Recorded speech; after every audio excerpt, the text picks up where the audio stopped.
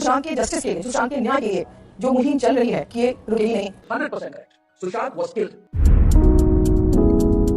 सुशांत सिंह राजपूत वाले मामले को 32 महीने पूरे होने के बावजूद आज इस मामले का क्या स्टेटस है। आखिरकार उनकी सिस्टर जब आखिरी बार निकल के आई थी बाहर और उन्होंने प्रदीप भंडारी जी से बात करी थी, तब उन्होंने कई सवालों के जवाब दिए थे, जहां पर उन्होंने बताया था कि सीबीआई को उन्होंने कब इस पूरे मामले का सच बताया, इस पूरे मामले में सीबीआई ने लास्ट टाइम उनसे कब बात करी, और यहाँ तक कि जो 35 लोगों का नाम एनसीबी की चार्जशीट में है, जहाँ पर रिया, शौविक, सैमुअल, कई लोगों का नाम रिकॉर्ड है एनसीबी के पास, वो नाम क्यों आए थे, क्या काम करते थे ये लोग, और ख़ास करके एक और सवाल का जवाब अभी तक मिला नहीं है, पर उम्मीद है जल्द मिलेगा। जो मेन सवाल था कि सुशांत सिंह राजपूत वाले जिस घर में रहते थे, 4.5 लाख रुपए जिस घर का किराया था, उस घर का सीसीटीवी फुटेज कहाँ है, क्या वो डिस्ट्रॉय हो चुका है, क्या वो आज सीबीआई के पास पहुंच चुका है, क्योंकि कई सवाल निकल के आए थे। पर सबसे पहले हम यहाँ पर बात करेंगे कि आखिरकार 32 महीने पूरे होने के बावजूद आज ये मामला किस तरफ जाता हुआ दिख रहा है, ये कोई नहीं जानता। आज इस मामले का सच क्या है, ये कोई नहीं जानता। आज ये मामले के बारे में जो सच बाहर निकल के आना चाहिए, वो निकल के आएगा भी या नहीं आएगा, ये भी कोई नहीं जानता। हाल ही में एनके सूद जी का एक बड़ी बात बोलना कि इस मामले में डी गैंग इन्वॉल्वमेंट है, और ख़ास करके सुब्रमण्यम स्वामी जी का ये स्टेटमेंट कि इस मामले में 302 दाखिल होनी चाहिए, क्योंकि ये मामला सिंपल नहीं है, और उनके बड़े स्टेटमेंट बहुत महत्व करते हैं, क्योंकि एनके सूद जी एक्स ऑफिसर है और सुब्रमण्यम स्वामी जी बीजेपी के लीडर हैं, मेंबर ऑफ पार्लियामेंट है। पर सबसे पहले मैं आपको सुनाना चाहूँगा एक सिस्टर, एक बहन की वो पुकार, जिन्होंने अपने भाई के लिए हाल ही में मात्र 1-1.5 महीने पहले की वीडियो ये आपको दिखा रहा हूँ, जो निकल के आ रही थी बाहर। तो ये देखिए और सुनिए कि उन्होंने क्या बोला था।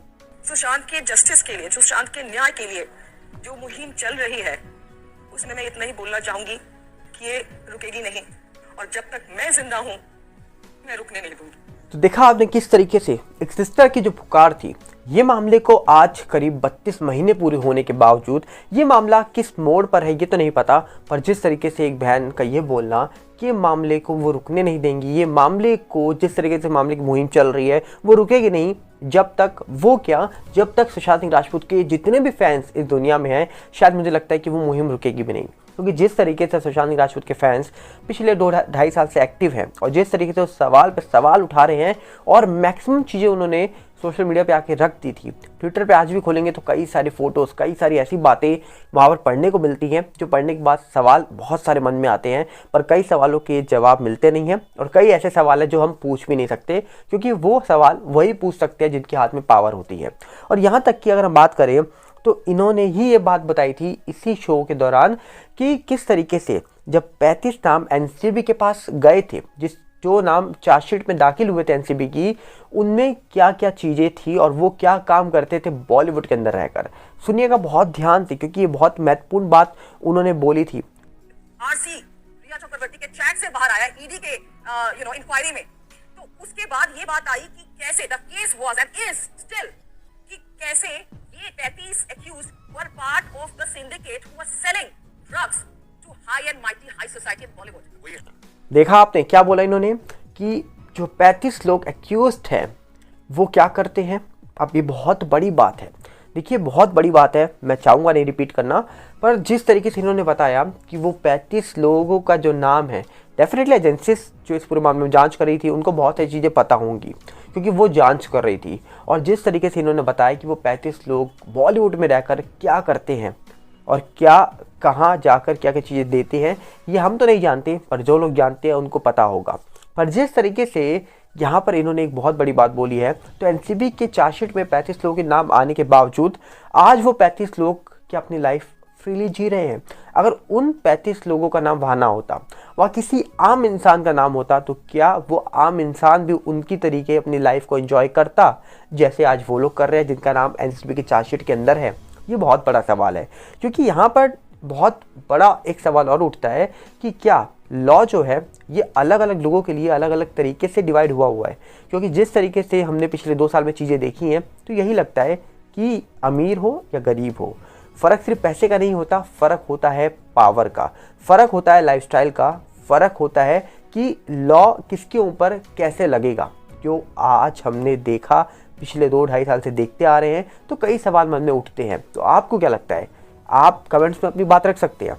दूसरा एक सवाल और उठा था कि आखिरकार इस पूरे मामले में सीसीटीवी फुटेज कहाँ पर है, क्योंकि आपको याद होगा शुरुआत में बोला गया किसी के द्वारा कि सीसीटीवी कैमरे ही नहीं थे वहाँ, फिर किसी ने बोला सीसीटीवी कैमरे खराब हो गए थे, बंद थे, फिर किसी ने बोला सीसीटीवी कैमरे थे और हमने उसकी जो रिकॉर्डिंग थी वो ले भी ली है। और ये तब बोला गया जब जो सीसीटीवी कैमरे के जो ओनर थे, जिनकी कंपनी का कैमरा था, उन्होंने दावा करा था कि जो सीसीटीवी कैमरा है वो 13 जून से लेकर 24 जून तक चल रहे थे, बंद नहीं थे। और डेफिनेटली चल रहे होंगे, क्योंकि जिस बिल्डिंग में वो रहते थे उस बिल्डिंग का मतलब उस फ्लैट का किराया करीब 4.5 लाख रुपए महीना था और सुशांत करीब एडवांस कई भी महीनों का किराया दे चुके थे। तो सोचिए 4.5 लाख रुपए किराए के घर पे अगर आप रह रहे हो तो वहाँ सिक्योरिटी कितनी टाइट होगी। अब यही सवाल उठ जाता है कि आखिरकार जब ये बातें बोली गई तो बहुत सारे डाउट्स क्रिएट तभी हो गए थे, जिसके बाद ये खबर निकल गया कि सीसीटीवी कैमरे के जो ओनर उन्होंने बताई दिए कैमरे चल रहे थे। पर उसके बाद कई और लोग निकल गए, जैसे एक्स कमिश्नर थे, उन्होंने एक बड़ी बात बोली थी। वो क्या बात बोली थी आप खुद सुनिए। 13-14 जून का सीसीटीवी फुटेज हमारे पास अवेलेबल है, एग्जामिन किया है, हमें किसी पार्टी की कोई भी एविडेंस 13 तारीख की वहाँ पे नहीं मिली। देखिए यहाँ पर ये एक्स कमिश्नर थे वहाँ के, जिनका नाम आप बहुत अच्छी तरीके से जानते होंगे, परमवीर सिंह नाम है इनका। अब इन्होंने जब प्रेस कॉन्फ्रेंस करी थी तो इन्होंने कहा था कि सीसीटीवी कैमरे की जो फुटेज है वो हमारे पास है, वहाँ कोई ऐसी पार्टी नहीं हुई थी। पार्टी की बात उठी है तब भी कई सवाल उठे थे, क्योंकि अलग अलग लोगों के अलग अलग ट्वीट भी आए थे पार्टी को लेकर भी। अब पार्टी के बारे में हम बात नहीं करेंगे, हम यहाँ बात करेंगे सीसीटीवी फुटेज की। अब सीसीटीवी कैमरे की जो फुटेज है वो कह रहे हैं हमारे पास है, अगर वो है तो वो सीबीआई के पास जा चुकी है, क्या सीबीआई को हैंड ओवर कर दी गई है? अगर कैमरे वहाँ चल रहे थे, फुटेज है, सीसीटीवी फुटेज सीबीआई के पास पहुँच चुकी है, तो ये एक बहुत बड़ा एविडेंस हो सकता है। बस सवाल यही उठता है कि जो सीसीटीवी कैमरा वहाँ लगा था वही फुटेज सीबीआई के पास पहुँची है या नहीं पहुँची है। पहुँची है तो डेफिनेटली बहुत बड़ा प्रूफ है, बहुत बड़ी चीज़ है वो, जो इस मामले में बहुत सारी अच्छी भूमिका और बहुत इंपॉर्टेंट भूमिका निभा सकती है। अब देखते हैं कि अंत में जब सीबीआई इस पूरे मामले में कंक्लूजन निकालेगी तो क्या निकालेगी, क्योंकि इस पूरे मामले में पिछले कुछ टाइम से हम देख रहे हैं कुछ लोग निकल के आते हैं, बड़े बयान देते हैं, चौंकाने वाले बयान देते हैं, जिसके बाद सवाल बहुत उठते हैं, जिसके बाद देश की मीडिया निकल के आ जाती है और फिर क्या होता है, सब कुछ शांत हो जाता है। अचानक से सब शांत हो जाते हैं और फिर से ट्विटर पे, सोशल मीडिया पे जस्टिस की बातें होती हैं। और पिछले कुछ टाइम में हम देखा किस तरीके से कई ऐसे मामले हैं जिनके बारे में बात तो होती है पर कुछ टाइम के बाद सब मामले ठंडे पड़ जाते हैं, और ऐसे एक मामला नहीं है, कई मामले हैं। तो देखने वाला विषय ये है कि आखिरकार क्या इस मामले का एक अंतिम निर्णय निकल के आएगा या फिर ये मामला भी ऐसे ही ठंडा हो जाएगा। यहाँ पर प्रियंका सिंह जी ने इस शो के दौरान एक बात और बोली थी। आप ये शो पूरा जाके देखेंगे तो आपको बहुत सारी चीज़ें जानने को मिलेंगी, हम पूरा नहीं दिखा सकते, इसलिए थोड़ी सी क्लिप आपको दिखा देते हैं बीच में।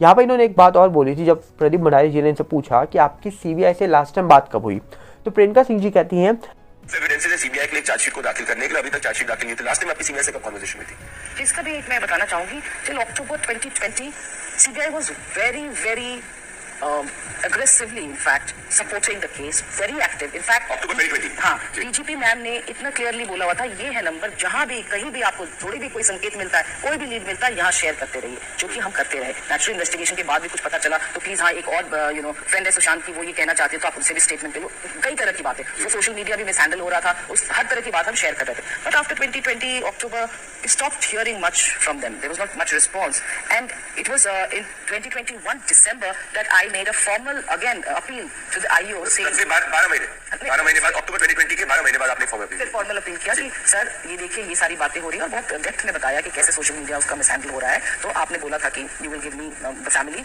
The passwords and all so that we can protect it, and he responded immediately and he said I'll come to you just 2 days after, never returned. Then I gave him a reminder in January, nothing happened, no response from that. And then before I had an interview with you, that was in June I guess, I made an appeal to the IO, I forwarded it to DGP ma'am as well, saying see I really need to see you people again because there are many things which has come to my light and the evidences which I would want to support. When I had interview with you, the next day I see a message from DGP ma'am saying we will look into that. देखा आपने बताया इन्होंने कि लगभग 2020 अक्टूबर के बाद जब बहुत एक्टिव थी सीबीआई की टीम, तब जाकर कहा जा रहा है कि दिसंबर 2021 में प्रियंका सिंह जी एक अपील करती है, फॉर्मल अपील करती हैं कि इस पूरे मामले में कई सारी चीज़ें और हैं जो इंक्लूड करना चाहेंगे। जनवरी में फिर दोबारा याद दिलाती हैं, फिर जून तक वेट करना पड़ता है जब प्रदीप भंडारी जी के साथ एक इंटरव्यू होता है। उसके बाद कहा जा रहा है कि सीबीआई का रिप्लाई आता है प्रियंका सिंह जी के पास। तो लगभग ये मामला बहुत ज़्यादा एक्टिव तो रहा, पर देखने वाला विषय है कि आखिरकार इस पूरे मामले की जो जांच है वो जांच कहाँ तक पहुंची है? आपको क्या लगता है? क्योंकि सवाल कई सारे उठ सकते हैं, सवाल उठ रहे हैं कई सारे। लोग विश्वास कर सकते हैं तो सिर्फ एजेंसीज पर, लोग विश्वास कर सकते हैं तो सिर्फ देश के पीएम पर, और ख़ास करके पीएमओ में भेजे हुए उन लेटर्स पर जिनकी कोई गिनती नहीं है। तो आप अपनी राय कमेंट्स में जरूर दे सकते हैं कि आपको क्या लगता है इस पूरे मामले को लेकर। जो कुछ आपको समझ आ रहा हो कमेंट्स में बताइएगा। मिलते हैं बहुत जल्दी। नमस्कार, जय हिंद। और हम आपसे अपील करेंगे कि आप हमारे टेलीग्राम चैनल और फेसबुक चैनल के साथ जुड़ जाइए, जिसका लिंक डिस्क्रिप्शन में है। जाइए, क्लिक करिए और जुड़ जाइए।